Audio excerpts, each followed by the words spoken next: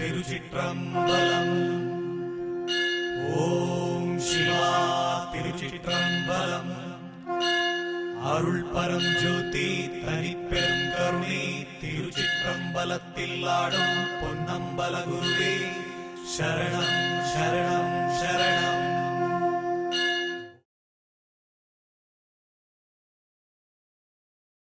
ತಿರುಚಿಟ್ರಂಬಲಂ ಅರುಳ್ ಪರಂ ಜ್ಯೋತಿ ತನಿಪೆರಂ ಕರುಣಿ. ಎಲ್ಲ ಜೀವರಾಶಿಗಳು ಚೆನ್ನಾಗಿರಲಿ, ಸರ್ವಲೋಕವು ಸುಖಿನೋ ಭವಂತು. ಓಂ ಗುರುದೇವ್. ಶುಭಂ ಶುಭಂ ಶುಭಂ. ತಿರುಚಿಟ್ರಂಬಲಂ. ಈ ಪ್ರಪಂಚದ ಪರಮ ಸತ್ಯವೇ ಜನನ, ಜೀವನ, ಮರಣ. ಈ ಮೂರು ಸ್ಥಿತಿಗಳು ಪ್ರಪಂಚದ ಪರಮ ಸತ್ಯವಾದ ವಿಚಾರಗಳು. ಈ ಮೂರು ಸ್ಥಿತಿಗಳು ಬಹಳ ಪವಿತ್ರವಾದ ವಿಚಾರಗಳು. ಇದನ್ನೆಲ್ಲರೂ ಅರ್ಥ ಮಾಡಿಕೊಳ್ಬೇಕು. ಕಾರಣ ಏನು ಅಂತೇಳಿದರೆ, ಈ ಸಂದೇಶವನ್ನು ಕೊಡುವ ಉದ್ದೇಶ ಏನು ಅಂತೇಳಿದರೆ, ಮುಂದೆ ಈ ಪ್ರಪಂಚ ಬಹಳ ಚೆನ್ನಾಗಿರಬೇಕು, ಬಹಳ ಸುಭಿಕ್ಷೆಯಿಂದಿರಬೇಕು ಪ್ರಪಂಚ. ಈ ಪ್ರಪಂಚವನ್ನು ಸುಭಿಕ್ಷೆಯಾಗಿ ಇಟ್ಟುಕೊಳ್ಳಲಿಕ್ಕೆ ಮನುಷ್ಯರಿಂದ ಮಾತ್ರ ಸಾಧ್ಯ. ಆಗ ಮುಂದೆ ಈ ಪ್ರಪಂಚದಲ್ಲಿ ಜನಿಸುವ ಎಲ್ಲ ಮಕ್ಕಳು ಪುಣ್ಯವಂತರಾಗಿಯೂ, ಆರೋಗ್ಯವಂತರಾಗಿಯೂ, ಜ್ಞಾನವಂತರಾಗಿಯೂ, ಧೈರ್ಯವಂತರಾಗಿಯೂ, ಐಶ್ವರ್ಯವಂತರಾಗಿಯೂ, ಅನೇಕ ಸದ್ಗುಣಗಳನ್ನು ಹೊಂದಿಕೊಂಡು ಈ ಪ್ರಪಂಚವನ್ನು ಕಾಪಾಡಬೇಕೆಂಬ ಉದ್ದೇಶಕ್ಕೆ ಬೇಕಾಗಿ ಈ ಒಂದು ಸಂದೇಶ. ಇದನ್ನೆಲ್ಲರೂ ಭಾಳ ಸೂಕ್ಷ್ಮವಾಗಿ ಅರ್ಥ ಮಾಡಿಕೊಳ್ಳಿ. ವಿಚಾರಗಳು ಹೇಳುವಾಗ ಸ್ವಲ್ಪ ಹಿಂದೆ ಮುಂದೆ ಆಗ್ತದೆ, ಅದನ್ನು ನೀವು ಅರ್ಥ ಮಾಡಿಕೊಳ್ಬೇಕು. ಜ್ಞಾನದ ವಿಚಾರಗಳನ್ನು ಮಾತಾಡುವಾಗ ಮೇಲಿಂದ ಕೆಳಗೆ, ಕೆಳಗಿದ್ದು ಮೇಲೆಲ್ಲ ಆಗ್ತದೆ ಜ್ಞಾನದ ವಿಚಾರ ಮಾತಾಡುವಾಗ. ಇದನ್ನು ಅವರವರು ಅರ್ಥ ಮಾಡಿಕೊಳ್ಬೇಕು ಅವರವರ ಜೀವನದಲ್ಲಿ. ಈ ಸಂದೇಶವನ್ನು ಕೇಳುವವರೆಲ್ಲರೂ ಸೂಕ್ಷ್ಮವಾಗಿ ಅರ್ಥ ಮಾಡಿಕೊಳ್ಬೇಕು. ಬಹಳ ತಾಳ್ಮೆ ಇರಬೇಕು. ತಾಳ್ಮೆ ಇದ್ದರೆ ಮಾತ್ರ ಈ ಸಂದೇಶ. ತಾಳ್ಮೆ ಇಲ್ಲದವರಿಗೆ ಸಂದೇಶ ಸರಿ ಕಾಣಲಿಕ್ಕಿಲ್ಲ. ಈ ಪ್ರಪಂಚದಲ್ಲಿ ಸರ್ವಶ್ರೇಷ್ಠವಾದ ಜನ್ಮ ಯಾವುದು ಅಂತ ಹೇಳಿದರೆ ಮನುಷ್ಯ ಜನ್ಮ. ಮನುಷ್ಯ ಜನ್ಮ ಬಹಳ ಶ್ರೇಷ್ಠವಾದ ಜನ್ಮ, ಬಹಳ ಪುಣ್ಯವಾದ ಜನ್ಮ. ನಾವೆಲ್ಲ ಜನ್ಮವನ್ನು ದಾಟಿ ಮನುಷ್ಯ ಜನ್ಮಕ್ಕೆ ಬಂದಿದ್ದೇವೆ. ಎಲ್ಲ ಜನ್ಮವನ್ನು ದಾಟಿ ನಾವು ಮನುಷ್ಯ ಜನ್ಮಕ್ಕೆ ಬಂದಿದ್ದೇವೆ. ಈ ಮನುಷ್ಯ ಜನ್ಮ ಎಂಬುದು ಬಹಳ ಪವಿತ್ರ. ಈ ಮನುಷ್ಯ ಜನ್ಮವನ್ನು ಯಾವುದೇ ಕಾರಣಕ್ಕೂ ವ್ಯರ್ಥ ಮಾಡಬಾರ್ದು, ಹಾಳು ಮಾಡಬಾರ್ದು ಯಾರು ಕೂಡ. ಕೂಡಿದಷ್ಟು ಮಟ್ಟಿಗೆ ಈ ಜನ್ಮದಲ್ಲಿ ಒಳಿತನ್ನು ಮಾಡಲಿಕ್ಕೆ ಕಲಿಬೇಕು. ಪುನಃ ನಮಗೆ ಮನುಷ್ಯ ಜನ್ಮ ಸಿಗ್ತದೆ ಅಂತೇಳಿ ಯಾವ ಗ್ಯಾರಂಟಿ ಇಲ್ಲ. ಆಗ ಮನುಷ್ಯರು ನಾವೆಲ್ಲರೂ. ಆಗ ಈ ಜನ್ಮದ ಬಗ್ಗೆ ನಾವು ಅರಿತುಕೊಳ್ಬೇಕು. ಈ ಮನುಷ್ಯ ಜನ್ಮದ ಬಗ್ಗೆ ನಾವು ಅರಿತುಕೊಳ್ಬೇಕು. ಅದು ಹೇಗೆ ನಾವು ಅರ್ಥ ಮಾಡಿಕೊಳ್ಳುವುದು ಮನುಷ್ಯ ಜನ್ಮದ ಬಗ್ಗೆ ಎಂಬ ಒಂದು ಸೂಕ್ಷ್ಮವಾದ ವಿಷಯ, ಬೇರೆ ಏನಿಲ್ಲ. ಭಾಳ ಸೂಕ್ಷ್ಮವಾದ ವಿಚಾರ. ಆದರೆ ಈ ವಿಚಾರ ಮುಂದೆ ಪ್ರಪಂಚದ ಒಳಿತಿಗಾಗಿ. ಇಷ್ಟದವರೆಗಿನ ಪ್ರಪಂಚದ ಸ್ಥಿತಿ ಯಾವುದೋ ರೀತಿಯಲ್ಲಿ ಹೋಗ್ತಾ ಇತ್ತು. ಇನ್ನು ಮುಂದೆ ಆಗುವ ಸ್ಥಿತಿಯಾದರೂ ಪರಿವರ್ತನೆ ಆಗಬೇಕು. ಆಗ ಮೊದಲಿಗೆ ಬರುವಂಥ ವಿಚಾರ ಜನನ. ಆ ಜನನ ಅಂದರೆ ಏನು? ಸೃಷ್ಟಿ.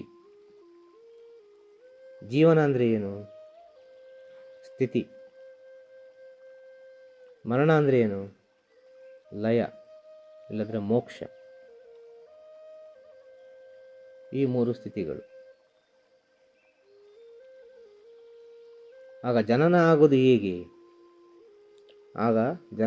ಹೇಗೆ? ಆತ್ಮಗಳಿಗೆ ಆಸೆ ಇರುವ ಕಾರಣ ಜನನ ಆಗ್ತದೆ. ಆತ್ಮಗಳಿಗೆ ಆಸೆ ಇರುವ ಕಾರಣ ಜನನ ಆಗ್ತದೆ. ಆತ್ಮಗಳಿಗೆ ಆಸೆ ಇಲ್ಲದೆ ಹೋದ ಪಕ್ಷದಲ್ಲಿ ಮೋಕ್ಷ ಆಗ್ತದೆ. ಅರ್ಥ ಆಯ್ತಲ್ಲ? ಆತ್ಮಗಳಿಗೆ ಆಸೆ ಇಲ್ಲದ ಹೋದ ಪಕ್ಷದಲ್ಲಿ, ಆತ್ಮಗಳಿಗೆ ಆಸೆ ಇಲ್ಲ, ಆತ್ಮಗಳಿಗೆ ಆಸೆಯೇ ಇಲ್ಲ ಎಂಬ ಪಕ್ಷದಲ್ಲಿ ಅದು ಮೋಕ್ಷವನ್ನು ಕಂಡುಕೊಳ್ತದೆ. ಆತ್ಮಗಳಿಗೆ ಆಸೆ ಇದ್ದರೆ ಅದು ಜನನವನ್ನು ಕಂಡುಕೊಳ್ತದೆ, ಬೇರೇನಿಲ್ಲ. ಜನನ, ಜೀವನ, ಮರಣ ಎಂಬ ಮೂರು ಸ್ಥಿತಿ. ಈ ಮೂರು ಸ್ಥಿತಿಗೆ ಸರಿಯಾದ ಇನ್ನೊಂದು ಸ್ಥಿತಿ, ಜೀವಾತ್ಮ, ಆತ್ಮ, ಪರಮಾತ್ಮ. ಅರ್ಥ ಆಗ್ತಲ್ಲ? ಜೀವಾತ್ಮ, ಆತ್ಮ, ಪರಮಾತ್ಮ. ಜೀವಾತ್ಮ ಅಂದರೆ ಏನು? ನಾವು ಅನುಭವಿಸ್ತಿರುವ ಜೀವನ, ನಮ್ಮ ದೇಹದ ಒಳಗಿರುವ ಭಗವಂತ. ನಮ್ಮ ದೇಹದ ಒಳಗಿರುವ ಭಗವಂತ ಯಾರು? ಜೀವಾತ್ಮ. ಈ ಜೀವಾತ್ಮ ಅಂದರೆ ನಾವು ಅನುಭವಿಸ್ತಿರುವ ಜೀವನ, ನಾವು ಅನುಭವಿಸ್ತಿರುವ ಜೀವನ. ಆತ್ಮ ಅಂದರೆ ಯಾರು? ಆತ್ಮದ ಸ್ಥಿತಿ ಏನು? ದೇಹದಿಂದ ಬೇರ್ಪಟ್ಟ ಮೇಲೆ, ದೇಹದಿಂದ ಜೀವಾತ್ಮ ಬೇರ್ಪಟ್ಟ ಮೇಲೆ ಅದು ಆತ್ಮವಾಗಿ ಮಧ್ಯಮ ಸ್ಥಿತಿಯಲ್ಲಿ ನಿಲ್ತದೆ. ಆತ್ಮವಾಗಿ ಮಧ್ಯಮ ಸ್ಥಿತಿಯಲ್ಲಿ ನಿಲ್ತದೆ. ಆಗ ಈ ಜೀವಾತ್ಮದಲ್ಲಿರುವಾಗ ನಾವು ಅದೆಷ್ಟೋ ಪುಣ್ಯದ ಕೆಲಸಗಳನ್ನು, ಪಾಪದ ಕೆಲಸಗಳನ್ನು, ಅನೇಕ ರೀತಿಯ ಕರ್ಮಗಳನ್ನು, ಅನೇಕ ರೀತಿಯ ಋಣಗಳನ್ನೆಲ್ಲ ನಾವು ಸಂಪಾದನೆ ಮಾಡಿರುತ್ತೇವೆ. ಆ ಸಂಪಾದನೆ ಮಾಡಿದ ವಿಚಾರ ಜೀವಾತ್ಮದಲ್ಲಿ ಅಂಟಿಕೊಂಡು ಆಗೇ ಇರ್ತದೆ. ಆಯ್ತಲ್ವ? ನಮ್ಮ ಜೀವಾತ್ಮದಲ್ಲಿ ಅಂಟಿಕೊಂಡು ಆಗೇ ಇರ್ತದೆ. ಅದು ಪರಿಶುದ್ಧವಾಗಿರುವುದಿಲ್ಲ. ಆಗ ತನ್ನ ದೇಹವನ್ನು ಬಿಟ್ಟು ಆತ್ಮ ಬಿಡುಗಡೆ ಹೊಂದುವ ಸಮಯದಲ್ಲಿ ಆತ್ಮ ಪರಿಶುದ್ಧವಾಗಿರುವುದಿಲ್ಲ, ಕಲ್ಮಶ ತುಂಬಿರ್ತದೆ. ಅನೇಕ ರೀತಿಯ ಆಸೆಗಳನ್ನು ತುಂಬಿರ್ತದೆ, ಅನೇಕ ರೀತಿಯ ವಿಚಾರಗಳನ್ನು ತುಂಬಿರ್ತದೆ. ಆ ವಿಚಾರಗಳನ್ನೆಲ್ಲ ಪರಿಪೂರ್ಣ ಮಾಡಿಕೊಳ್ಬೇಕದು. ಆ ವಿಚಾರಗಳನ್ನೆಲ್ಲ ಪರಿಪೂರ್ಣ ಮಾಡಿಕೊಳ್ಬೇಕು. ಯಾವುದೋ ಒಂದು ರೀತಿಯಲ್ಲಿ ಅದು ವಿಚಾರವನ್ನು ಪರಿಪೂರ್ಣ ಮಾಡಲೇಬೇಕು. ಅದು ಪರಿಶುದ್ಧವಾಗಬೇಕು ಆತ್ಮ. ಆ ರೀತಿ ಪರಿಶುದ್ಧವಾದ ಪಕ್ಷದಲ್ಲಿ ಅದು ಭಗವಂತನ ಪಾದಕ್ಕೆ ಹೋಗಿ ಸೇರ್ತದೆ. ಆತ್ಮ ಅದು ಪರಮಾತ್ಮನಾಗಿ ಪರಿವರ್ತನೆ ಹೊಂದುತ್ತದೆ. ಆತ್ಮ ಪರಮಾತ್ಮನಾಗಿ ಪರಿವರ್ತನೆ ಹೊಂದುತ್ತದೆ ಪರಿಶುದ್ಧವಾದ ಪಕ್ಷದಲ್ಲಿ. ಆತ್ಮಗಳಲ್ಲಿ ಹಲವಾರು ಕಲ್ಮಶಗಳಿದ್ದರೆ ಆ ಆತ್ಮ ಜೀವಾತ್ಮವಾಗಿ ಪರಿವರ್ತನೆ ಹೊಂದುತ್ತದೆ. ಆತ್ಮ ಜೀವಾತ್ಮವಾಗಿ ಪರಿವರ್ತನೆ ಹೊಂದುತ್ತದೆ. ಆತ್ಮ ಜೀವಾತ್ಮವಾಗಿ ಪರಿವರ್ತನೆ ಹೊಂದುತ್ತದೆ. ಆ ಜೀವಾತ್ಮವಾಗಿ ಪರಿವರ್ತನೆ ಹೊಂದುವುದಂದರೆ ಏನು? ಜನನ. ಅರ್ಥ ಆಯ್ತಲ್ವ? ಜೀವಾತ್ಮವಾಗಿ ಪರಿವರ್ತನೆ ಹೊಂದುವುದು ಜನನ. ಆಗ ನಮ್ಮ ಜೀವನದ ಮೇಲೆ ಅಡಗಿದೆ ಎಲ್ಲ ವಿಚಾರಗಳು ಕೂಡ. ಆತ್ಮ ಮಧ್ಯಮ ಸ್ಥಿತಿಯಲ್ಲಿ ನಿಲ್ಲಲಿಕ್ಕೆ ಕಾರಣ ನಮ್ಮ ಜೀವನ. ಆಗ ನಮ್ಮ ಜೀವನದ ಶೈಲಿ ಯಾವ ರೀತಿ ಇದೆಯೋ ಅದೇ ರೀತಿ ನಮ್ಮ ಮುಂದಿನ ಜನ್ಮದ ರೀತಿ ನೀತಿಗಳಿರ್ತವೆ, ಬೇರೇನಲ್ಲ. ಸೃಷ್ಟಿ, ಸ್ಥಿತಿ, ಲಯ. ಅರ್ಥ ಆಯ್ತಲ್ವ? ಆಗ ಸ್ಥಿತಿ ಅಂದರೆ ಏನರ್ಥ? ನಾವು ಅನುಭವಿಸ್ತಿರುವ ವಿಚಾರ, ನಮ್ಮ ಜೀವನ ನಾವು ಅನುಭವಿಸ್ತಾ ಇದ್ದೇವೆ.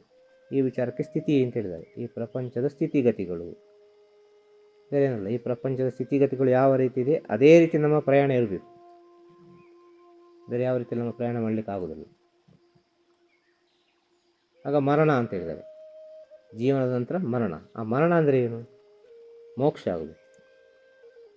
ಮೋಕ್ಷ ಆಗುವುದಿಲ್ಲ, ಯಾರಿಗೂ ಕೂಡ ಮೋಕ್ಷ ಆಗುವುದಿಲ್ಲ. ಯಾವುದೋ ಒಂದು ರೀತಿಯಲ್ಲಿ ಪುನಃ ಪುನಃ ಜನ್ಮವನ್ನು ತಾಳಿ ಬರ್ತಾರೆ. ಕಾರಣ ಏನು? ಆಸೆ. ಆಸೆ. ಆಸೆಯನ್ನು ಪರಿಪೂರ್ಣಗೊಳಿಸುವುದು ಎಲ್ಲಿ? ನಮ್ಮ ಸ್ಥಿತಿಯಲ್ಲಿ, ನಮ್ಮ ಜೀವನದಲ್ಲಿ. ದೇಹದಿಂದ ಆತ್ಮ ಬಿಡುಗಡೆ ಹೊಂದಿದ ಮೇಲೆ ಮೋಕ್ಷ ಲಭಿಸುವುದಿಲ್ಲ, ಮೋಕ್ಷ ಸಿಗುವುದಿಲ್ಲ. ದೇಹದಿಂದ ಆತ್ಮ ಬಿಡುಗಡೆ ಹೊಂದಿದ ಮೇಲೆ ಆತ್ಮಕ್ಕೆ ಮೋಕ್ಷವನ್ನು ಕಂಡುಕೊಳ್ಳಲಿಕ್ಕೆ ಆಗುವುದಿಲ್ಲ. ಆತ್ಮಕ್ಕೆ ಮೋಕ್ಷವನ್ನು ಕಂಡುಕೊಳ್ಬೇಕು ಅಂತ ಆದರೆ ಒಂದು ದೇಹ ಬಹಳ ಮುಖ್ಯ. ಅದಕ್ಕೆ ಒಂದು ದೇಹ ಬಹಳ ಮುಖ್ಯ. ಆ ದೇಹ ಯಾವುದಾಗಿರಬೇಕು? ಮನುಷ್ಯರ ದೇಹ ಆಗಿರಬೇಕು, ಮನುಷ್ಯ ಜನ್ಮವಾಗಿರಬೇಕು. ಆದ ಕಾರಣ ಮನುಷ್ಯ ಜನ್ಮ ಬಹಳ ಪವಿತ್ರ ಅಂತ. ಮನುಷ್ಯನ ಜನ್ಮದಲ್ಲೇ ಮೋಕ್ಷವನ್ನು ಕಂಡುಕೊಳ್ಬೇಕು. ಮೋಕ್ಷವನ್ನು ಕಂಡುಕೊಳ್ಬೇಕು ಅಂತಾದರೆ ಜೀವಂತವಾಗಿರುವಾಗ ಈ ದೇಹದ ಮೂಲಕ ಸಂಪಾದನೆ ಮಾಡುವ ವಿಚಾರವೇ ಮೋಕ್ಷ. ಈ ದೇಹದ ಮೂಲಕ ವರವನ್ನು ಪಡೆದುಕೊಳ್ಳುವ ವಿಚಾರವೇ ಮೋಕ್ಷ. ಮರಣ ಹೊಂದಿದ ನಂತರ ನಾವು ಮೋಕ್ಷವನ್ನು ಪಡೆದುಕೊಳ್ಳಿಕ್ಕೆ ಆಗುವುದಿಲ್ಲ. ಆ ಮೋಕ್ಷವನ್ನು ಪಡೆದುಕೊಂಡು ನಾವು ಈ ಪ್ರಪಂಚದ ಯಾತ್ರೆಯನ್ನು ಮುಗಿಸಬೇಕು. ಈ ಪ್ರಪಂಚದ ಯಾತ್ರೆಯನ್ನು ಮುಗಿಸಿ ಭಗವಂತನ ಪಾದಕ್ಕೆ ಹೋಗಿ ಸೇರಬೇಕು. ನಾವು ಜೀವಂತವಾಗಿರುವಾಗಲೇ ನಮ್ಮ ದೇಹದಲ್ಲಿರುವ ಜೀವಾತ್ಮವನ್ನು ನಾವು ಪರಿಶುದ್ಧಗೊಳಿಸಬೇಕು. ಪರಿಶುದ್ಧಗೊಳಿಸಿ ಶೂನ್ಯ ಮಾಡಬೇಕು. ಅದನ್ನು ಆ ಶೂನ್ಯವನ್ನು ಮಾಡಿದ ನಂತರ ಮರಣ ಪಡಬೇಕು. ಇಂಥ ಮರಣವನ್ನೆಲ್ಲ ಪಟ್ಟವರು ನಮ್ಮ ಋಷಿಗಳು, ಮುನಿಗಳು, ಸಾಧುಗಳು, ಸಂತರುಗಳು, ಯೋಗಿಗಳು ಅಂತ ಹೇಳ್ಬೋದು ನಾವು. ಇವರೆಲ್ಲ ಶೂನ್ಯವನ್ನು ಕಂಡವರು. ಆಗ ಸಾಧು ಸಂತರುಗಳ ಮರಣಕ್ಕೆ ಮರಣ ಅಂತ ಹೇಳುವುದಿಲ್ಲ, ಅದನ್ನು ಬಹಳ ಪವಿತ್ರ ಭಾವನೆಯಿಂದ ನಾವು ಕರೀತೇವೆ. ಯಾವ ರೀತಿ ಕರೀತೇವೆ? ಶಿವೈಕ್ಯರಾದರು, ಮುಕ್ತಿ ಹೊಂದಿದ್ರು, ಮೋಕ್ಷ ಹೊಂದಿದ್ರು,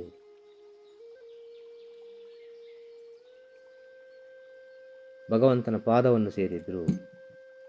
ಹೀಗೆ ಪುಣ್ಯದ ನಾಮಸ್ಮರಣೆಯಿಂದ ನಾವು ಉಚ್ಚಾರಣೆ ಮಾಡ್ತೇವೆ ಅವರ ಮರಣವನ್ನು, ಅಲ್ವಾ?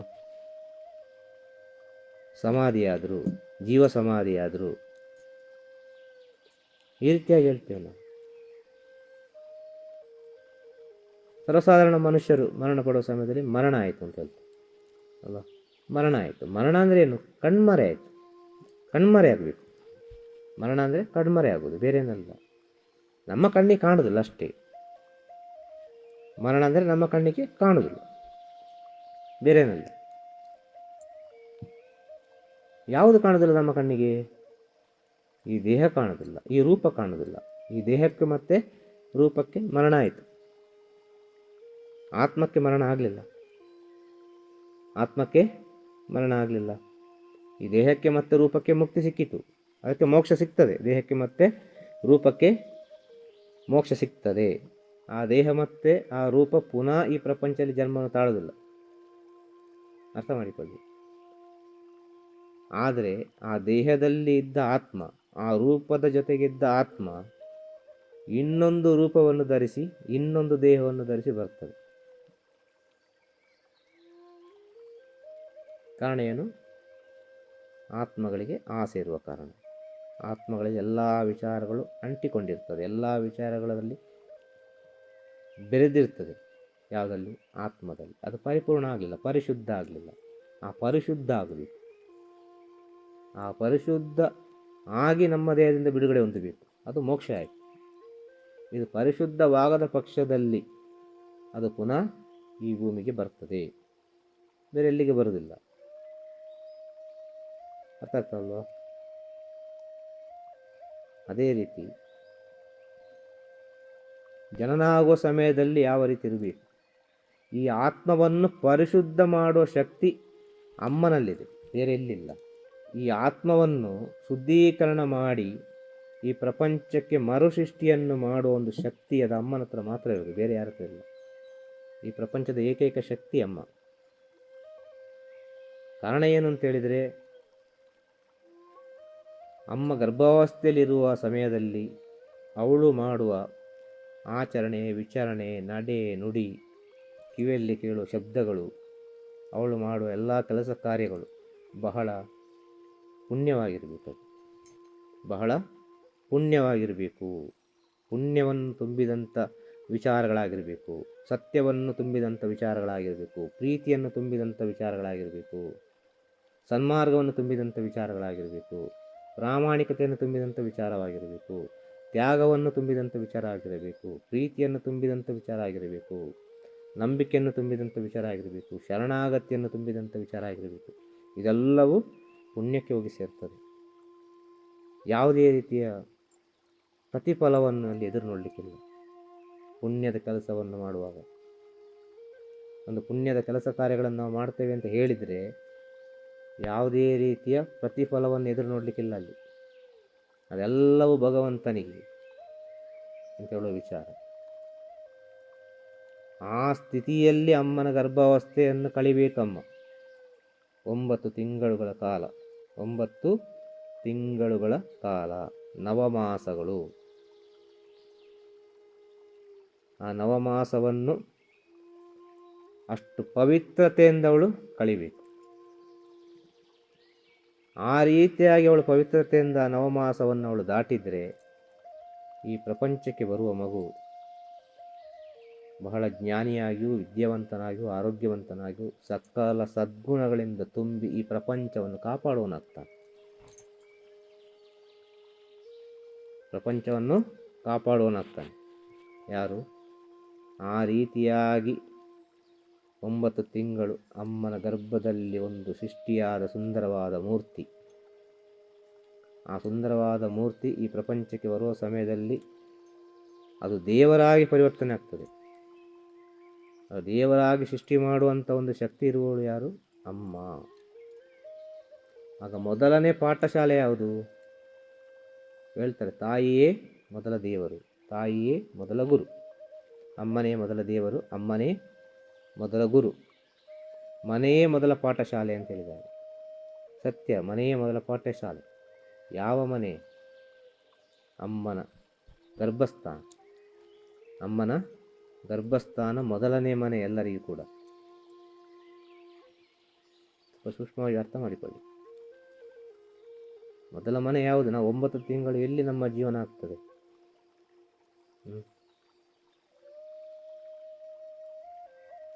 9 ತಿಂಗಳು ನಮ್ಮ ಜೀವನ ಎಲ್ಲಿ ನಡೀತದೆ? ಅಮ್ಮನ ಗರ್ಭಸ್ಥಾನದೊಳಗೆ ನಡೀತದೆ. 9 ತಿಂಗಳಲ್ಲಿ ಎಲ್ಲ ವಿಚಾರಗಳು ಸೃಷ್ಟಿಯಾಗ್ತದೆ ಅಲ್ವಾ? ಎಲ್ಲ ವಿಚಾರಗಳು ಸೃಷ್ಟಿಯಾಗಿ ಮತ್ತೆ ನಾವು ಈ ಭೂಮಿಗೆ ಪಾದಾರ್ಪಣೆ ಮಾಡ್ತೇವೆ.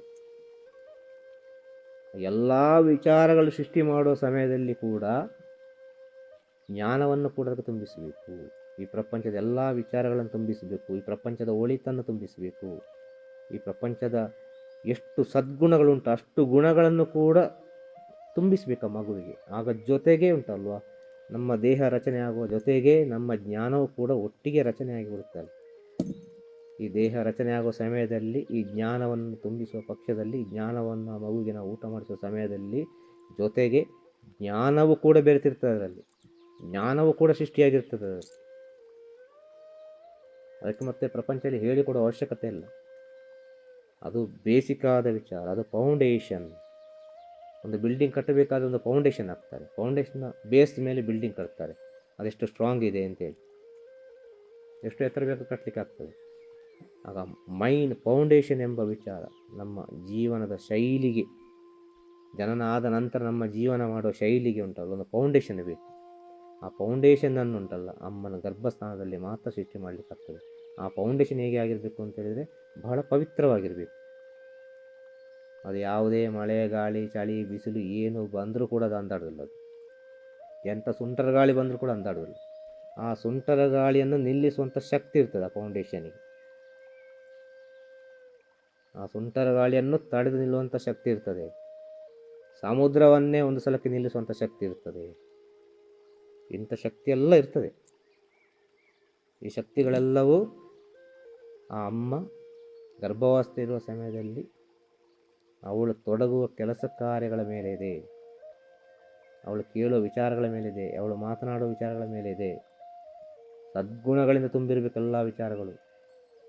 ಆದ ಕಾರಣ ಸುಮಾರು 200 ವರ್ಷಗಳ ಹಿಂದೆ ಭಾರತ ದೇಶದಲ್ಲಿ ಜನನ ಆಗುವ ಸಮಯದಲ್ಲಿ, ಅಮ್ಮ ಒಂದು ಗರ್ಭಾವಸ್ಥೆ ಇರುವ ಸಮಯದಲ್ಲಿ ಏನು ಮಾಡ್ತಾಯಿದ್ರು ಅಂತ ಹೇಳಿದರೆ, ಎಲ್ಲ ಮನೆಯಲ್ಲಿ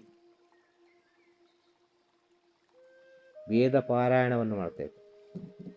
ಎಲ್ಲ ಮನೆಯಲ್ಲಿ ವೇದ ಪಾರಾಯಣವನ್ನು ಮಾಡ್ತಾಯಿದ್ರು. ಅನೇಕ ರೀತಿಯ ಧರ್ಮ ಗ್ರಂಥಗಳನ್ನು ಪಾರಾಯಣ ಮಾಡ್ತಾಯಿದ್ರು. ಅನೇಕ ರೀತಿಯ ಭಜನೆಗಳನ್ನು ಕೇಳ್ತಾಯಿದ್ರು. ಅನೇಕ ರೀತಿಯ ಶ್ಲೋಕಗಳನ್ನು ಕೇಳ್ತಾಯಿದ್ರು ಕಿವಿಯಲ್ಲಿ. ಅನೇಕ ರೀತಿಯ ಶ್ಲೋಕಗಳನ್ನು ಉಚ್ಚಾರಣೆ ಮಾಡ್ತಾಯಿದ್ರು ಬಾಯಿಯಲ್ಲಿ. ಅನೇಕ ರೀತಿಯ ಶ್ಲೋಕವನ್ನು ಉಚ್ಚಾರಣೆ ಮಾಡ್ತಾಯಿದ್ರು. ಹಿಂದೂ ಶಾಸ್ತ್ರದ ಪ್ರಕಾರ ಅನೇಕ ಧರ್ಮಗ್ರಂಥಗಳಿವೆ. ಬೇರೆ ಬೇರೆ ರೀತಿಯಲ್ಲಿದೆ. ಬೇರೆ ಬೇರೆ ರೀತಿಯಲ್ಲಿ ಭಗವಂತನನ್ನು ವರ್ಣಿಸಿದ್ದಾರೆ. ರಾಮಾಯಣ, ಮಹಾಭಾರತ, ಶಿವಪುರಾಣ, ವಿಷ್ಣು ಪುರಾಣ, ಸ್ಕಂದ ಪುರಾಣ, ಗರುಡ ಪುರಾಣ,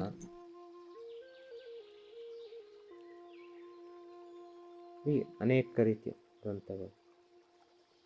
ಲಲಿತ ಸಹಸ್ರನಾಮ, ವಿಷ್ಣು ಸಹಸ್ರನಾಮ, ದೇವಿ ಪುರಾಣ,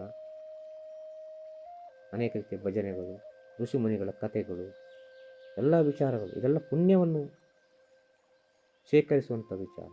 ಇದು ಪುಣ್ಯವನ್ನು ಸಂಪಾದನೆ ಮಾಡುವಂಥ ವಿಚಾರ. ಪುಣ್ಯವನ್ನು ಸಂಪಾದನೆ ಮಾಡಿ ಮಾಡಿ ಮಾಡಿ ತನ್ನ ಒಳಗಿಟ್ಟುಕೊಳ್ತದೆ. ಇಂಥ ವಿಚಾರಗಳನ್ನೆಲ್ಲ ನಮ್ಮ ಜೀವನದಲ್ಲಿ ನಾವು ಅಧ್ಯಯನ ಮಾಡಿದರೆ ಆ ಪಾಠವನ್ನು ಎಲ್ಲಿ ಮಾಡಬೇಕು? ಅಮ್ಮನ ಗರ್ಭಸ್ಥಾನದಲ್ಲಿ ಇರುವಾಗ ಮಾಡಬೇಕು. ಯಾರಿಗೆ? ಜನಿಸುವ ಮಗುವಿಗೆ. ಆ ಜನಿಸುವ ಮಗುವಿಗೆ ಅಮ್ಮನ ಗರ್ಭಸ್ಥಾನದಲ್ಲಿರುವ ಪಾಠವನ್ನು ಮಾಡಬೇಕು ಅಂತ ಹೇಳಿದರೆ ಅಮ್ಮನು ಕೂಡ ಅದೇ ಆಚರಣೆ ವಿಚಾರಣೆಯಲ್ಲಿ ಇರಬೇಕು. ಆಗ ಅಮ್ಮ ಯಾವ ರೀತಿಯಲ್ಲಿ ಇರ್ತಾರೋ ಅದೇ ರೀತಿಯಲ್ಲಿ ಆ ಮಗು ಒಳಗೆ ಸೃಷ್ಟಿಯಾಗ್ತದೆ. ಒಂದು ಸುಂದರ ಮೂರ್ತಿಯಾಗಿ, ಸುಂದರ ವಿಗ್ರಹವಾಗಿ ಸೃಷ್ಟಿಯಾಗ್ತದೆ. ಜೀವ ಇರುವ ವಿಗ್ರಹ ಅದು, ಶಿಲೆಕಲ್ಲಲ್ಲ ಅದು. ಶಿಲೆಕಲ್ಲಲ್ಲಿ ಕೆತ್ತಿ ಮಾಡೋ ವಿಗ್ರಹ ಅಲ್ಲ, ಜೀವ ಇರುವ ವಿಗ್ರಹ. ಆ ವಿಗ್ರಹದಿಂದ ಪ್ರಪಂಚಕ್ಕೆ ಒಳಿತಾಗಬೇಕು ಎಂಬ ಉದ್ದೇಶಕ್ಕೆ ಬೇಕಾಗಿ ನಮ್ಮ ಹಿಂದಿನ ಕಾಲದಲ್ಲಿ ಈ ರೀತಿ ಆಚರಣೆಗಳೆಲ್ಲ ಮಾಡ್ತಾ ಇದ್ರು.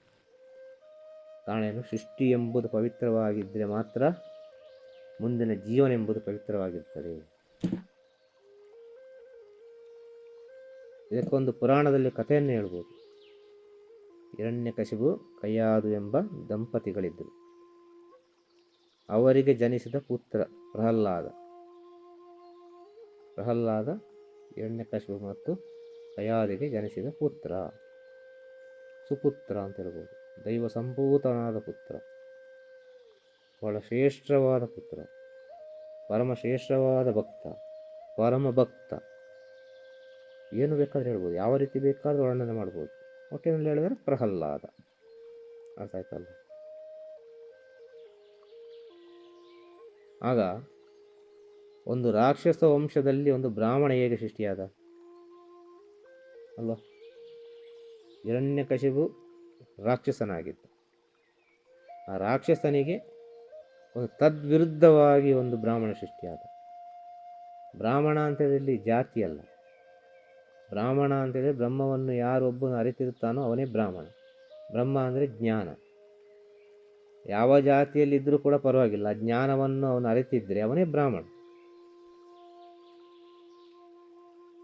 ಬ್ರಾಹ್ಮಣ ಅಂತೇಳಿ ದೈವಿಕ ಗುಣಗಳನ್ನು ಹೊಂದಿದವನು, ಜ್ಞಾನವನ್ನು ಹೊಂದಿದವನು, ಒಂದು ಆಚಾರ ವಿಚಾರ ನಡೆ ನುಡಿ ಎಲ್ಲ ವಿಚಾರದಲ್ಲಿ ಕೂಡ ನೇರವಾಗಿರುವವನು. ಅದರಲ್ಲಿ ಯಾವುದೇ ರೀತಿಯ ಕಲ್ಮಶಗಳಿಲ್ಲ. ಇಂಥ ವಿಚಾರಗಳನ್ನೆಲ್ಲ, ಇಂಥ ಅನೇಕ ವಿಚಾರಗಳುಂಟು, ಹೇಳಲಿಕ್ಕೆ ಹೋಗೋದು ಎಷ್ಟು ಹೇಳ್ಬೋದು, ಅದಲ್ಲಲ್ಲಿರುವ ವಿಚಾರ. ಇಂಥ ಸದ್ಗುಣಗಳನ್ನು ಹೊಂದಿರುವವನು ಅವನು ಬ್ರಾಹ್ಮಣ ಅಂತ ಹೇಳಿದ್ದಾರೆ. ಜಾತಿ ಅಲ್ಲ ಇಲ್ಲಿ ಬ್ರಾಹ್ಮಣ. ಒಂದು ರಾಕ್ಷಸರ ಕೂಟದಲ್ಲಿ, ಒಂದು ರಾಕ್ಷಸರ ನಡುವೆ ಈ ಪ್ರಹ್ಲಾದ ಹೇಗೆ ಜನಿಸಿದ? ಆಗ ರಾಕ್ಷಸರ ವಂಶದಲ್ಲಿ ಒಂದು ಬ್ರಾಹ್ಮಣ ಯಾವ ರೀತಿ ಜನಿಸಿದ? ಆ ಬ್ರಾಹ್ಮಣ ಅಂದರೆ ಪ್ರಹ್ಲಾದ ಯಾವ ರೀತಿ ಜನಿಸಿದ? ಏನು ಕಾರಣ ಅದಕ್ಕೆ? ಕಾರಣ ಏನು? ಕಯಾದು ತನ್ನ ಗರ್ಭಾವಸ್ಥೆಯನ್ನು ನಾರದ ಮಹರ್ಷಿಯರ ಆಶ್ರಮದಲ್ಲಿ ಕಳೆಯುತ್ತಾಳೆ. ಅವಳ ಗರ್ಭಾವಸ್ಥೆಯನ್ನು, ಕಯಾದು ತನ್ನ ಗರ್ಭಾವಸ್ಥೆಯನ್ನು ನಾರದ ಮಹರ್ಷಿಯರ ಆಶ್ರಮದಲ್ಲಿ ಕಳೆಯುತ್ತಾಳೆ 9 ಮಾಸಗಳು. ನಾರದ ಮಹರ್ಷಿ ಆಶ್ರಮಕ್ಕೆ ಹೋಗ್ಲಿಕ್ಕೆ ಏನು ಕಾರಣ? ಹಿರಣ್ಯಕಶಿಪು ಶ್ರೀಮನ್ನಾರಾಯಣನ ಪರಮವೈರಿ. ಹಿರಣ್ಯಕಶಿಪು ಶ್ರೀಮನ್ನಾರಾಯಣನ ಪರಮವೈರಿ. ಈ ಶ್ರೀಮನ್ನಾರಾಯಣನನ್ನು ಯಾವುದೋ ಒಂದು ರೀತಿಯಲ್ಲಿ ತನ್ನ ಹಿಡಿತದಲ್ಲಿಟ್ಟುಕೊಳ್ಬೇಕು, ತನ್ನ ದಾಸನಾಗಿ ಮಾಡಬೇಕು ಎಂಬ ಆಸೆ ಬರ್ತದೆ. ಯಾರಿಗೆ? ಹಿರಣ್ಯಕಶಿಪಿಗೆ. ಕತೆ ಭಾಳಷ್ಟಿದೆ, ಒಂದು ಸೂಕ್ಷ್ಮವಾಗಿ ಹೇಳುವುದಿಲ್ಲ. ಆ ಸಮಯದಲ್ಲಿ ಹಿರಣ್ಯಕಶಿಪು ಶ್ರೀಮನ್ನಾರಾಯಣ ಮೇಲೆ ಯುದ್ಧಕ್ಕೆ ಅಂತ ಹೋಗೋ ಸಮಯದಲ್ಲಿ ಗುರು ಶುಕ್ರಾಚಾರ್ಯರು ಬಂದು ಒಂದು ಉಪದೇಶವನ್ನು ಮಾಡುತ್ತಾರೆ. ಶ್ರೀಮನ್ನಾರಾಯಣನ ಎದುರು ನೀನು ಏನೂ ಅಲ್ಲ ಅಂತೇಳಿ. ಅವನಂಥ ಒಂದು ಪವಿತ್ರವಾದ ವಿಚಾರ, ನಮ್ಮನ್ನೆಲ್ಲ ಕಾಪಾಡೋದು ಅವನೇ. ಅವನತ್ತ ಯುದ್ಧ ಮಾಡೋದು ಸರಿಯಲ್ಲ, ಖಂಡಿತವಾಗಿ ತಪ್ಪಾದ ವಿಚಾರ, ನಿನ್ನಿಂದ ಸಾಧ್ಯ ಇಲ್ಲ ಹಿರಣ್ಯಕಶಿಪು ಅಂತ ಹೇಳ್ತಾರೆ ಶುಕ್ರಾಚಾರ್ಯ. ಕಾರಣ ಏನು? ಶ್ರೀಮನ್ನಾರಾಯಣ ಅಂದರೆ ಪ್ರಪಂಚ ಪರಿಪೂರ್ಣವಾಗಿ ವ್ಯಾಪಿಸಿರುವ ವಿಚಾರ. ಹಿರಣ್ಯಕಶಿಪಿನ ಒಳಗಿರೋದು ಕೂಡ ಶ್ರೀಮನ್ನಾರಾಯಣನೇ. ಅದು ಅವನಿಗೆ ಅರಿವಿಗೆ ಬರುವುದಿಲ್ಲ. ಎಷ್ಟೇ ದೊಡ್ಡ ಜ್ಞಾನಿ ಆದರೂ ಕೂಡ ಅದು ಅರಿವಿಗೆ ಬರುವುದಿಲ್ಲ. ಅದೇ ಭಗವಂತನ ಲೀಲೆ ಅಂತ ಹೇಳುದು. ಭಗವಂತನ ಲೀಲೆಯನ್ನು ವರ್ಣಿಸಲಿಕ್ಕೆ ಸಾಧ್ಯವೇ ಇಲ್ಲ ವರ್ಣಿಸಲಿಕ್ಕೆ ಭಗವಂತನ ಲೀಲೆಯನ್ನು. ಅದನ್ನು ನಾವು ಅರ್ಥ ಮಾಡಿಕೊಳ್ಬೇಕು, ನಮ್ಮ ಜೀವನದಲ್ಲಿ ನಾವು ಅನುಭವಿಸಬೇಕು. ಆಗ ಶುಕ್ರಾಚಾರ್ಯರ ಮಾತನ್ನು ಕೇಳಿಕೊಂಡು ಹಿರಣ್ಯಕಶಿಪು ಅರಣ್ಯಕ್ಕೆ ತೆರಳುತ್ತಾನೆ. ಕಾರಣ ಏನು? ತನಗೆ ಮರಣವೇ ಬರಬಾರದು ಎಂಬ ವರವನ್ನು ಪಡೀಲಿಕ್ಕೆ ಬೇಕಾಗಿ ತಪಸ್ಸನ್ನು ಮಾಡ ಬ್ರಹ್ಮದೇವನನ್ನು ಕುರಿತು ಯಾವ ಜೀವರಾಶಿಗಳಿಂದಲೂ ನನಗೆ ಮರಣ ಬರಬಾರ್ದು. ಅನೇಕ ರೀತಿಯಲ್ಲಿ ಕೇಳ್ತಾನವ, ಹಗಲಲ್ಲಿ ಮರಣ ಬರಬಾರ್ದು, ರಾತ್ರಿ ಮರಣ ಬರಬಾರ್ದು, ನೀನು ಸೃಷ್ಟಿ ಮಾಡಿದ ಯಾವುದೇ ಜೀವರಾಶಿಯಿಂದಲೂ ನನಗೆ ಮರಣ ಬರಬಾರ್ದು ಎಂಬ ಒಂದು ಮರಣವನ್ನು ಕೇಳ್ತಾನೆ. ಕಾರಣ ಏನು? ಹರಿಯನ್ನು ಗೆಲ್ಲಬೇಕು, ಶ್ರೀಮನ್ನಾರಾಯಣನನ್ನು ಗೆಲ್ಲಬೇಕು, ಅವ ನನ್ನ ದಾಸನಾಗಿರಬೇಕು ಎಂಬ ಉದ್ದೇಶದಿಂದ. ಇದು ಆಸೆ ಹೋಗಿ ಅಹಂಕಾರದಿಂದ ದುರಂಕಾರಕ್ಕೆ ಮುಟ್ಟಿದ್ದೀವಿ. ದುರಂಕಾರಕ್ಕೆ ಹೋಗಿ ತಲುಪ್ತದೆ. ಆ ವರವನ್ನು ಪಡೆದುಕೊಳ್ತಾನೆ ಅವನು. ಯಾರು? ಹಿರಣ್ಯಕಶಿಪು. ಬ್ರಹ್ಮದೇವ ಬಂದು ತಥಾಸ್ತು ಅಂತ ಹೇಳ್ತಾನೆ. ಇದು ಪುರಾಣದ ಕತೆ. ಈ ಕತೆ ಆದರೆ ಕತೆ ಒಳಗೆ ಒಂದು ಸತ್ಯ ಇದೆ, ಒಂದು ನೀತಿ ಇದೆ. ಆಗ ಹಿರಣ್ಯಕಶಿಪುವಿನ ವಂಶವೇ ನಿರ್ವಂಶ ಆಗಬೇಕು ಅಂತೇಳಿ ದೇವೇಂದ್ರ ಕಯಾದನ ಹತ್ರ ಬಂದು ಈ ವಂಶವನ್ನು ನಿರ್ವಂಶ ಮಾಡಲಿಕ್ಕೆ ಪ್ರಯತ್ನ ಪಡ್ತಾ ಇರ್ತಾನೆ. ಪ್ರಯತ್ನವನ್ನು ಮಾಡ್ತಿರೋ ಸಮಯದಲ್ಲಿ ನಾರದ ಮಹರ್ಷಿಗಳಲ್ಲಿಗೆ ಬರ್ತಾರೆ. ನಾರದ ಮಹರ್ಷಿಗಳಲ್ಲಿಗೆ ಬಂದು, ಇದೆಂಥ ಕೆಲಸ ಮಾಡ್ತೀಯಪ್ಪ ನೀನು ಈ ರೀತಿ ಕೆಲಸ ಮಾಡೋದು ಸರಿಯಲ್ಲ ಅಂತ ಹೇಳ್ತಾರೆ. ಅಲ್ಲೇನೋ ಸ್ವಲ್ಪ ಅವರಿಬ್ಬರಿಗೆ ವಾದ ಆಗ್ತದೆ. ವಾದ ಆಗಿ ದೇವೇಂದ್ರ ಒಪ್ಪಿಕೊಳ್ತಾನೆ. ನಾರದ ಮಹರ್ಷಿಗಳಿಗೆ ಶರಣಾಗ್ತಾನೆ.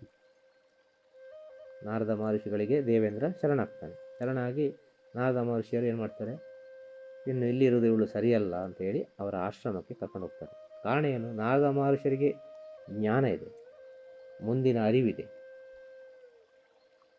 ಈ ಪ್ರಪಂಚದಲ್ಲಿ ಏನೆಲ್ಲ ನಡೀತದೆ ಎಲ್ಲ ಅರಿವು ಅವರಿಗಿತ್ತು, ನಾರದ ಮಹರ್ಷಿಗಳಿಗೆ. ಈ ಬ್ರಹ್ಮಾಂಡದಲ್ಲಿ ಏನೆಲ್ಲ ನಡೀತದೆ ಎಲ್ಲ ಜ್ಞಾನ ಅವರಲ್ಲಿತ್ತು. ಯಾವ ರೀತಿ ಜ್ಞಾನ ಅವರಲ್ಲಿತ್ತು? ಕಯಾದನ್ನು ನೋಡೋ ಸಮಯದಲ್ಲಿ ಕಯಾದಿನ ಗರ್ಭದಲ್ಲಿರುವ ಮಗು ಬಹಳ ಪವಿತ್ರವಾದ ಮಗು, ಪವಿತ್ರವಾದ ಜನ್ಮ. ಅದು ಶ್ರೀಮನ್ನಾರಾಯಣನ ಪರಮ ಭಕ್ತ. ಇವನಿಂದಾಗಿ ಲೋಕವೇ ಚೆನ್ನಾಗಿರ್ತದೆ, ಲೋಕಕ್ಕೆ ಸುಭಿಕ್ಷೆ ಸಿಗ್ತದೆ ಎಂಬ ಜ್ಞಾನವನ್ನು ಅವರು ಕಯಾದವನ್ನು ನೋಡಿದ ತಕ್ಷಣವೇ ಅರಿತಿದ್ರು. ಆದ ಕಾರಣ ಅವರು ತನ್ನ ಆಶ್ರಮಕ್ಕೆ ಕರ್ಕೊಂಡು ಹೋಗ್ತಾರೆ. ಆಶ್ರಮಕ್ಕೆ ಕರ್ಕೊಂಡು ಹೋಗಿ ಅಲ್ಲಿ ಅವಳ ಉಪಚಾರವನ್ನೆಲ್ಲ ಮಾಡ್ತಾರೆ. ಕಯಾದನ ಉಪಚಾರವನ್ನೆಲ್ಲ ಮಾಡ್ತಾರೆ. ಕಯಾದು ಕೂಡ ಪರಮ ಭಕ್ತೆ, ಆ ಭಗವಂತನ ಪರಮ ಭಕ್ತೆ. ಕಯಾದು ಕೂಡ ಶ್ರೀಮನ್ನಾರಾಯಣನ ಭಕ್ತೆ ಅವಳು. ಆ ಸಮಯದಲ್ಲಿ ಏನಾಗ್ತದೆ, ಅಲ್ಲಿ ಆಶ್ರಮದ ವಾತಾವರಣ, ಆಶ್ರಮದಲ್ಲಿ ಹೇಳುವಂಥ ಮಂತ್ರ ನಾಮಸ್ಮರಣೆಗಳು, ಮಂತ್ರ ಉಚ್ಚಾರಣೆಗಳು, ಆಶ್ರಮದಲ್ಲಿ ಮಾಡುವಂಥ ಪೂಜಾ ವಿಧಿವಿಧಾನಗಳು, ಹೋಮಗಳು, ಹವನಗಳು ಹಾಗೂ ನಾರದ ಮಹರ್ಷಿಗಳ ಜ್ಞಾನ, ಎಲ್ಲ ವಿಚಾರವನ್ನು ಕೇಳ್ತಾ ಅವಳು 9 ತಿಂಗಳುಗಳ ಕಾಲವನ್ನು ಕಳೆಯುತ್ತಾಳೆ. ಆ ನವಮಾಸವನ್ನು ಅವಳು ಕಳೆಯುತ್ತಾಳೆ. ಅಲ್ಲಿ ಅಮ್ಮ ಅಂಥ ವಿಚಾರಗಳಿಗೆ ಸ್ಪಂದಿಸಿದ ಕಾರಣ ಮಾತ್ರ ಗರ್ಭದಲ್ಲಿರುವ ಮಗು ಕೂಡ ಎಲ್ಲ ವಿಚಾರವನ್ನು ಸ್ಪಂದಿಸ್ತದೆ. ಇದೆಲ್ಲ ಅಮ್ಮಂದರಿಗೆ ಹೇಳುವಂಥ ವಿಚಾರ ಇದೆ. ಪಾಲಿಸುವವರು ಪಾಲಿಸ್ಬೋದು, ಬಿಡುವವರು ಬಿಡ್ಬೋದು. ಇದು ಪ್ರಪಂಚದ ಒಳಿತಿಗಾಗಿ ಮುಂದೆಗೆ. ಆಗ ಅಮ್ಮ ಯಾವ ರೀತಿ ಇರ್ತಾರೆ ಗರ್ಭಾವಸ್ಥೆಯಲ್ಲಿ, ಅದೇ ರೀತಿ ಹುಟ್ಟುವ ಮಗು, ಜನಿಸುವ ಮಗು ಕೂಡ ಅದೇ ರೀತಿಯಲ್ಲಿ ಇರ್ತದೆ, ಬೇರೆ ಯಾವ ರೀತಿಯಲ್ಲಿ ಇರುವುದಿಲ್ಲ. ಆಗ ನಾವು ಒಳ್ಳೆ ಪಾಠವನ್ನು ಮಾಡಬೇಕು. ಆಗ ಕಯಾದು ಅವಳ ಗರ್ಭಾವಸ್ಥೆಯನ್ನು ನಾರದ ಮಹರ್ಷಿಗಳ ಆಶ್ರಮದಲ್ಲಿ ಕಳೆದ ಕಾರಣ, ಅಲ್ಲಿರುವ ಎಲ್ಲ ವಿಚಾರಗಳಿಗೆ ಅವಳು ಸ್ಪಂದಿಸಿದ ಕಾರಣ, ಆ ಪೂಜೆ ಪುನಸ್ಕಾರದಲ್ಲಿ ಭಾಗವಹಿಸಿದ ಕಾರಣ, ಆ ಗುರುಪದೇಶವನ್ನು ಸ್ವೀಕರಿಸಿದ ಕಾರಣ, ಅನೇಕ ಅಲ್ಲಿ ನಡೆಯುವ ಜ್ಞಾನ ಸಭೆಯಲ್ಲಿ ಪಾಲ್ಗೊಂಡ ಕಾರಣ, ಎಲ್ಲ ವಿಚಾರಗಳನ್ನು ಶಕ್ತಿಯಾಗಿ ದೈವಿಕ ಪುರುಷನಾಗಿ ಆ ಪ್ರಹ್ಲಾದ ಭೂಮಿಗೆ ಬರ್ತಾನೆ. ಆಗ ಅವನು ಎಲ್ಲವನ್ನು ಗ್ರಹಿಸಿಕೊಂಡು ಬಂದಿದ್ದಾನೆ ಪ್ರಪಂಚಕ್ಕೆ ಬರುವಾಗ. ಇದರಲ್ಲಿ ಏನು ಅರ್ಥ ಆಗ್ತದೆ? ಅಮ್ಮನ ಗರ್ಭಸ್ಥಾನ ಎಷ್ಟು ಪವಿತ್ರ ಅಂತೇಳಿ ಅಲ್ವಾ? ಆಗ ಒಂದು ಅಮ್ಮ ಮನಸ್ಸು ಮಾಡಿದರೆ ಹೋದ ಜನ್ಮದಲ್ಲಿದ್ದ ಅದೆಷ್ಟೋ ವಿಚಾರಗಳನ್ನು ಅಲ್ಲಿಗೆ ಒಂದು ಫುಲ್ ಸ್ಟಾಪ್ ಇಟ್ಟು ಈ ಜನ್ಮದಿಂದ ಹೊಸ ಒಂದು ಜೀವನವನ್ನು ಸೃಷ್ಟಿ ಮಾಡಲಿಕ್ಕೆ ಅವಕಾಶ ಮಾಡಿಕೊಡ್ಬೋದು ಅಮ್ಮ. ಆ ಒಂದು ಸುಂದರ ಮೂರ್ತಿಯನ್ನಾಗಿ ಸೃಷ್ಟಿ ಮಾಡೋದು ಅಮ್ಮ ಮಾತ್ರ, ಬೇರೆ ಯಾರಿಗೂ ಸಾಧ್ಯ ಅಲ್ಲ. ಅಮ್ಮ ಮನಸ್ಸು ಮಾಡಿದರೆ ಬೇರೆ ಯಾರಿಗೂ ಸಾಧ್ಯ ಇಲ್ಲ. ಆಗ ಅಮ್ಮನ ಆಚರಣೆ ವಿಚಾರಣೆಗಳೆಲ್ಲ ಇಂಥ ಪುಣ್ಯಕಾರಿ ಕೆಲಸಗಳಾಗಿರಬೇಕು, ಇಂಥ ಪವಿತ್ರವಾದ ಕೆಲಸ ಕಾರ್ಯಗಳಾಗಿರಬೇಕು, ಪವಿತ್ರತೆ ಇರಬೇಕು ಅಮ್ಮನ ನವಮಾಸಗಳು. ಇದು ಮೆಡಿಕಲ್ ಸೈನ್ಸಲ್ಲಿ ಕೂಡ ಪ್ರೂಫ್ ಆಗಿದೆ ಸತ್ಯ ಅಂತೇಳಿ. ಈ ವಿಚಾರ ಮೆಡಿಕಲ್ ಸೈನ್ಸಲ್ಲಿ ಕೂಡ ಪ್ರೂಫ್ ಆಗಿದೆ ಸತ್ಯ ಅಂತೇಳಿ. ಆಗ ಹಾಗಾದರೆ ಜನನ ಎಂಬುದು ಹೇಗೆ ಆಗಬೇಕು? ಬಹಳ ಪವಿತ್ರತೆಯಿಂದ ಆಗಬೇಕು. ಈ ಸೃಷ್ಟಿ ಮಾಡೋಕೆ ಬಹಳ ಪವಿತ್ರತೆ ಬೇಕು. ಸೃಷ್ಟಿ ಪವಿತ್ರವಾಗಿದ್ದ ಪಕ್ಷದಲ್ಲಿ ಮುಂದಿನ ಜೀವನ ಕೂಡ ಪವಿತ್ರತೆಯಿಂದ ಇರ್ತದೆ. ಮುಂದಿನ ಜೀವನ ಕೂಡ ಪವಿತ್ರತೆಯಿಂದ ಇರ್ತದೆ. ತುಂಬ ಸೂಕ್ಷ್ಮ ಇದೆ, ಇದನ್ನು ಯಾರು ಪಾಲಿಸುವುದಿಲ್ಲ. ಈ ವಿಚಾರ ಕೇಳಿ ಸರಿ ಅಂತ ಅನಿಸಿದರೆ ನಿಮ್ಮ ಜೀವನದಲ್ಲಿ ನೀವು ಕಂಡುಕೊಳ್ಳಿ. ಮುಂದೆಗೆ ಎಷ್ಟೆಲ್ಲ ಬದಲಾವಣೆ ಆಗ್ತದೆ ಅಂತ ನೀವೇ ಅದನ್ನು ತಿಳಿದುಕೊಳ್ಳಿ. ವಿಚಾರ ಹೇಳುತ್ತೆ ನಾನು. ಆಗ ಜನನ ಎಂಬುದು ಬಹಳ ಪವಿತ್ರದಿಂದ ಆಗಬೇಕು. ಜನನ ಆದ ಮೇಲೆ ಬರೋದು ಜೀವನ. ಭಗವಂತ ಎಲ್ಲ ಕೊಟ್ಟ ನಮಗೆ ಒಂದು ವಿಚಾರವನ್ನು ಮಾತ್ರ ನಮಗೆ ಬಿಟ್ಟ ಭಗವಂತ. ಆ ವಿಚಾರ ಯಾವುದು ಅಂತ ಹೇಳಿದರೆ ಆರೋಗ್ಯ. ಆರೋಗ್ಯವೇ ಭಾಗ್ಯ, ಆರೋಗ್ಯವೇ ಸಂಪತ್ತು, ಆರೋಗ್ಯವೇ ಎಲ್ಲವನ್ನು ಕರುಣಿಸುವಂಥ ದೊಡ್ಡ ಶಕ್ತಿ. ಈ ಪ್ರಪಂಚ ಇಷ್ಟರ ಮಟ್ಟಿಗೆ ಬೆಳೀಲಿಕ್ಕೆ ಕಾರಣ ಏನು? ಮನುಷ್ಯರು ತನ್ನಿಂದ ತಾನಾಗಿ ದಾರಿ ಮಾಡಿಕೊಂಡರು. ಹಾಗೆ ತನ್ನ ಒಳಗೆ ತನ್ನಿಂದ ತಾನಾಗಿ ಜ್ಞಾನ ಉದಯ ಆಗಬೇಕು. ಆತ್ಮಗಳಿಗೆ ಕರ್ಮ, ಋಣ, ಪಾಪ, ಪುಣ್ಯ, ಆಸೆ ಇವೆಲ್ಲವೂ ಇರ್ತದೆ. ಭಗವಂತ ಅಂತ ಹೇಳುವನು ಮೌನಿ. ಕೆಲವರು ಕೇಳ್ತಾರೆ ಹೋದ ಜನ್ಮ ಎಂಬುದು ಇದೆಯಾ? ನಾವು ನಂಬುದಿಲ್ಲ ಅಂತ. ನಮ್ಮ ಒಳಗೆ ಪ್ರತಿಭೆ ಇದೆ, ಪ್ರತಿಭೆಯನ್ನು ಹುಡುಕ್ಲಿಕ್ಕೆ ಕಲಿಬೇಕು. ಸರಿಯಾಗಿ ಅರ್ಥ ಮಾಡಿಕೊಂಡ್ರೆ ನಮಗೆ ಬೇಕಾಗಿ ನಾವು ಜೀವನವೇ ಮಾಡೋದಿಲ್ಲ, ನಾವು ಇನ್ನೊಬ್ಬರಿಗೆ ಬೇಕಾಗಿ ಜೀವನ ಮಾಡ್ತಾ ಇದ್ದೇವೆ. ಎಲ್ಲರೂ ಹೇಳ್ತಾರೆ ಬರುವಾಗ ಏನು ತರಲಿಲ್ಲ, ಹೋಗುವಾಗ ಏನು ತಗೊಂಡು ಹೋಗೋದಿಲ್ಲ ಅಂತೇಳಿ. ಬರುವಾಗವೂ ತರ್ತೇವೆ, ಹೋಗುವಾಗವೂ ತಗೊಂಡು ಹೋಗ್ತೇವೆ ನಾವು.